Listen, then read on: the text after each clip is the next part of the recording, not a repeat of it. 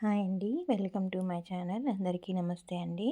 ఈరోజు మంగళవారం కదా, సుబ్రహ్మణ్య స్వామికి నేను నిత్య పూజ ఎలా చేసుకుంటానో ఈ వీడియోలో అయితే మీకు షేర్ చేస్తున్నానండి. చాలా సింపుల్గా ప్రతి ఒక్కరూ చేసుకునే విధంగా నేను పూజనైతే చేస్తున్నానండి. మీకు చూసిన వాళ్ళకి అర్థమవుతుంది.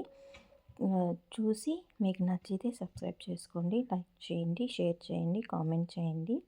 చాలా సింపుల్ పద్ధతిలోనైతే నేను నిత్య పూజలని చేసుకుంటున్నాను. మీరు కూడా ఎవరైనా డ్యూటీకి వెళ్ళే వాళ్ళు కూడా చాలా సులభమైనగా ఈజీగా ఉండేలాగా నేను పూజా విధానాన్ని షేర్ చేస్తున్నాను. ముందుగా సుబ్రహ్మణ్య స్వామి పటానికి పసుపు కుంకుమలతో అలంకరించుకొని పూలతో అలంకరించుకున్నానండి. మల్లె పువ్వులు దొరికాయి, వాటి మాల కట్టి స్వామివారికి వేసాను. తరువాత సుబ్రహ్మణ్య స్వామి దీపం ఉంది కదండి, ఓంకారం వచ్చి శూలం వచ్చి అలా సుబ్రహ్మణ్య స్వామి దీపానికి పసుపు కుంకుమను పెట్టి పూజలు అయితే పెట్టుకున్నాను. తర్వాత ఇత్తడి కుందులను అయితే 4 పెట్టుకున్నానండి. పంచదీపారాధన చేస్తే చాలా మంచిది. సుబ్రహ్మణ్య స్వామికి 6 దీపాలతో పూజ చేస్తారు, కానీ నేను నిత్య పూజలో ఎప్పుడు పంచదీపాలు అంటే 5 దీపాలను ఉపయోగిస్తాను ప్రతి పూజలోనూ. తరువాత దీపపు కుందులకి పసుపు కుంకుమ బొట్లు అయితే పెట్టుకొని దీపారాధన నూనెనైతే కుందుల్లో వేస్తున్నాను. తర్వాత స్వామివారికి మంగళవారం చాలా విశేషమైనది కాబట్టి నిత్య పూజలోనే నేను ఇలానైతే చేసుకుంటాను. నిత్య దీపారాధన ఇది అండి. పీఠం వేసి మనమేమీ ప్రత్యేకంగా చేయడం లేదు. ప్లేస్ లేని వాళ్ళు ఇలా చేసుకుంటారు. తర్వాత 2 వత్తులు కలిపి ఒక ఒత్తిగా చేసి దీపపు కుందులను అయితే వేసుకుంటున్నాను. మనం చేసే ప్రతి పూజలో కానీ ఏకవత్తితో దీపారాధన చేయకూడదు. 2 వత్తులు వేసి ఒక వత్తిగా చేసి దీపారాధన అయితే చేసుకోవాలి. సుబ్రహ్మణ్య స్వామికి మంగళవారం పూజ చేస్తే చాలా మంచిదండి. సర్పదోషం ఉన్నవాళ్ళు, నాగదోషం ఉన్నవాళ్ళు, పిల్లలు లేని వాళ్ళు సుబ్రహ్మణ్య స్వామికి పూజ చేస్తే చాలా మంచిది.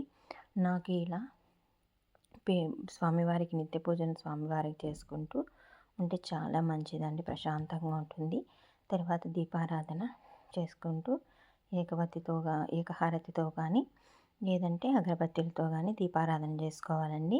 దీపారాధన చేసుకుంటున్నాను. దీపారాధనను మనసుతో దీపారాధన శ్లోకం చదువుకుంటూ స్వామివారిని తలుచుకుంటూ ఓం శ్రీ వల్లీ దేవసేన సమేతస్య సుబ్రహ్మణ్య స్వామిని నమః అనుకుంటూ దీపారాధన అయితే చేసుకుంటున్నానండి. స్వామివారిని పూజించడం వల్ల ఎంతో ప్రశాంతత కలుగుతుందండి. నాకైతే ఇలా స్వామివారికి నిత్య దీపారాధన చేసుకుంటే చాలా ప్రశాంతంగా ఉంటుంది.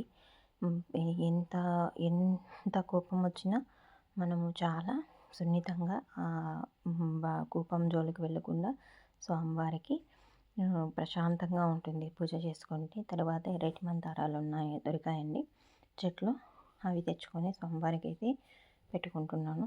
తర్వాత దీపారాధనకి దీపం వెలిగించాక పువ్వునైతే పెట్టాలి కదండి, పుష్పాన్ని. అలాగే చామంతి పువ్వులు అయితే ఉన్నాయి. చామంతి పూలతో దీపాల దగ్గర అలంకరించుకుంటున్నాను. స్వామివారిని మనసులో ప్రార్థించుకుంటూ మనం పూజ చేసేటప్పుడు ప్రశాంతంగా పూజనైతే చేసుకోవాలండి. ఎటువంటి ఆర్భటం లేకుండా, తొందరగా అయిపోవాలని లేకుండా ప్రశాంతంగా స్వామివారికి దీపారాధన అయితే చేసుకోవాలి. ఇంకా ఇంట్లో ఉండే లేడీస్కి అయితే ఆఫీసు డ్యూటీ వెళ్ళే పిల్లలు అందరూ ఉంటారు కదా, వాళ్ళు వెళ్ళిపోయినాక మనం పూజనైతే చేసుకోవాలి. ఇంకా తప్పదు. లేదనుకుంటే తొందరగా లేచి పూజనైతే చేసుకోవాలి. నేను నైవేద్యం కింద మంచినీళ్ళు అయితే పెట్టుకుంటున్నానండి. మన ఇంట్లో ఉండేటివి నైవేద్యం పెట్టుకుంటే చాలండి. తర్వాత పానకం అండి, తీపి పెడితే చాలా మంచిది ఏ దేవుడికైనా. అలాగే పానకం అయితే ప్రతి పూజలో నేను పెట్టుకుంటాను.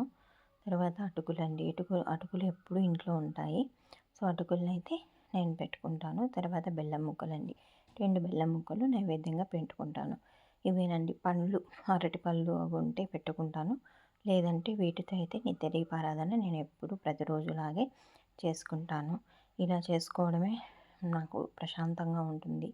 ఇంకా మాకు పనులకి వాటికి వెళ్ళాలంటే దూరం వెళ్ళాలండి. మినిమం ఒక 5 కిలోమీటర్స్ అలా వెళ్ళాల్సి ఉంటుంది. అందుకనేసి ఇక్కడే స్వామివారికి ఉండే వాటితోనే ధూపాలు, అగరబత్తితో ధూపం అది వేసేసి ధూపం చూపించి స్వామివారిని ప్రశాంతంగా స్వామివారిని తలుచుకుంటూ ఓం నమో శ్రీ వల్లీ దేవసేన సమేతస్య సుబ్రహ్మణ్య స్వామిని నమః అనుకుంటూ అక్షంతలను అయితే వేసుకుంటున్నాను. చాలా సింపుల్ పద్ధతుల్లో అయితే నేను పూజా వీడియోలు షేర్ చేస్తున్నాను. నచ్చితే లైక్ చేయండి. స్వామివారిని ప్రశాంతంగా పూజ చేసుకొని మనం ప్రశాంతంగా స్వామివారిని ధ్యానిస్తూ స్వామివారికి నైవేద్యాలు అవి సమర్పించుకుంటూ పుష్పాలు సమర్పించుకుంటూ స్వామివారికి హారతినైతే ఇస్తున్నానండి. కర్పూర హారతి నీరాజనాన్ని అయితే సమర్పిస్తున్నాను. అంతేనండి, చాలా సింపుల్. ఇలా చేసుకోండి, ప్రశాంతంగా ఉంటుంది. పూజ రూమ్లో ప్లేస్ లేని వాళ్ళు నిత్య దీపారాయణ పెట్టుకుంటారు కదా, అలా అయినా చేసుకోండి. ప్లేస్ ఉండేవాళ్ళు ఒక్కొక్క రోజు ఇలా ఒక్కొక్క స్వామివారి పటాన్ని కిందకి దింపుకొని పీఠం అది పెట్టుకో